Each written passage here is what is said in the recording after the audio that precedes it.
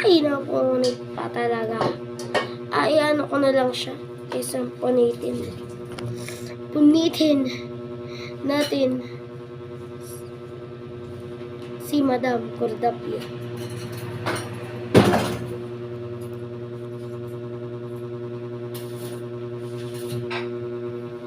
The shelf. Ito, Abibe. May tatlong kwak-kwak akong nakita. Mataba, makayat mga bibe. Ngunit ang may pakpak sa likod ay iisa. Siya ay nakakita sa stickers.